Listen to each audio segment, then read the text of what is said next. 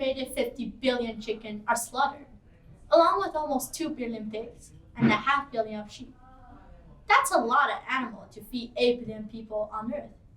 And we're not even counting seafood. We are consuming more meat per person than ever before in history. During the last 50 years, the human population have doubled, but the amount of meat we consume have tripled. Not only is this dangerous to our health, it is dangerous to the climate as well. There is no denying climate change. As greenhouse gas emissions increase, they warm the planet and result in extreme weather patterns and an overall rising temperature. This is the sector that raises, feeds, processes, and delivers meat to your neighborhood supermarket. And if you eat meat, you are part of this system. Raising cattle for meat is destroying our planet in more ways than one. Let's talk about how this happened. First is the amount of greenhouse gases released. Raising cattle for meat produces more emission than all of the transportation sector. According to the research by According to the United Nations Food and Agriculture Organization, raising livestock contributes to 18% of total greenhouse gases, which is more than cars, trains, trucks, buses, and airplanes combined. And you can laugh all you want when we talk about coal. And you can laugh all you want when we talk about coal burps and coal farm. But the truth is that the methane, which is what cows gave out, trapped 30 times more heat than carbon dioxide. So the outcome for our planet is much, much worse than the carbon dioxide released by vehicles. Second is the amount of space it takes. Raising cattle requires so much more land than just farming vegetables, which leads countries like Brazil to cut down protected forests like Amazon to raise more space for cattle. In addition, we need more space to grow the food to feed cattle. For example, 50% of crops harvested globally are meant for human consumption, but almost 40% are for the cattle. With so many people around the world facing food shortage, it is incredible that we prefer to feed cattle rather than people. Third is the amount of water pollution it creates. With so much land devoted in raising cattle, and a third of global farmland feeding cattle, the waste from these land becomes a huge problem. Fertilizer, pesticides, and other organic matter end up in rivers and lakes, often causing imbalance in the ecosystem. Worse still, the hormone we inject in cattle get passed out and end up in the water supply. These are just effects on the environment alone. And we're not even going to talk about the cruelty that these living creatures have to endure. Because we won't wish it on our dogs, our cats, or our pets at home. As the world shifts to the cleaner energy like solar, hydro, and wind power, and as we shift to the greener form of transport like electric cars, the animal agriculture will be the single largest contributor of greenhouse gases in the future. But it can also be the single largest area of opportunity to make a dent in climate change. Let's see what the experts have to say. According to the research by University of Oxford, the world needs to reduce 80% of the existing meat consumption in order to control the increase in global warming.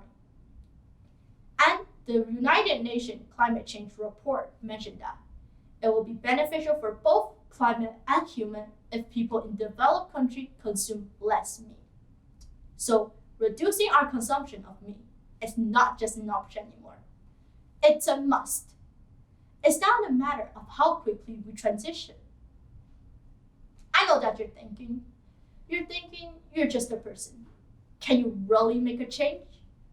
Yes, you can. This is such a huge problem that we need all of us together to make small changes to our diet. Let's not forget that we eat at least 3 times a day. So that's a lot of opportunity to make a difference. I'm not here to convince you to become a vegetarian or a vegan. Well, I would like to, but that's not the purpose of my talk today. I'm here today to ask you, reduce your meat intake. Yes, just reduce. Reducing meat is the first step in the right direction. It will benefit your health, the environment, and safeguard our future on this planet. Research has shown that reducing intake of meat leads to improved health and well-being. Eating less meat decreases the risk of obesity, heart disease, diabetes, high blood pressure, and many forms of cancer. A diet rich in fruit, vegetable, grain, and beans provides a lot of fiber, vitamin, and antioxidant. Grams per gram, plant-based protein are more nutrient-dense than meat and are lower in calories. There's no doubt about it. It's a win-win for all. So let's give it a try. There are 3 ways you can approach it. The first thing you can do is to try to make one day of the week meat-free. Meatless Monday is not a global movement, with a simple and a doable message. No meat just for one day, Monday or Tuesday, or any day that you choose. It's just one day a week. It's a perfect opportunity for you to try different foods. The internet was full of ideas and recipes. It's also the best day for you to catch up on fruit and vegetable you missed all weekend. After a while, you can work your way into making one meal every day meat-free. Lunch is a good meal to start, where you load up on greens and whole foods to keep you going for the day. It's simple and quick. And if you're taking it to school, it's even more easier to prepare. Explore other countries for ideas. You can find a lot of vegetarian recipes in Chinese, Thai, Indian, and Mexican food. You give your taste buds a treat and get to experience other food from the comfort of your kitchen. Finally, as you get to try different food and get comfortable with your new choices, you can be meat-free on weekday, which means nothing that had a face from Monday to Friday. Weekends are usually when we go out or get together with our friends or family. So it's more easier to control what we eat during the weekday. Making one day of the week vegetarian amount to take meat for 14%. Make one meal every day vegetarian amount to a reduction of 33%. Making weekday vegetarian amount to a whopping 70% reduction of meat. Imagine those numbers on the environment. To start, there will be almost immediate reduction on greenhouse gas emission. And in the medium term, the reduced demand of meat will free up more land. The land is now being used cattle farming or even growing food to feed cattle, can now be used to grow plant protein such as beans and lentils. And in the long term, more land could be turned back into forest, where trees absorb carbon dioxide and cleans its atmosphere. Whatever your ethics or values on eating meat, it's always a good idea to reduce its consumption. Whether it's one day a week, one meal every day, or making weekday vegetarian, it's all about being comfortable. As you gradually change your dietary habit, you know that you're taking a step in the right direction. The evidence is clear that consuming less meat is beneficial for our health, the environment. Millions of people are ready to make the change. It's now your turn. Start making the transition to a meat-free diet.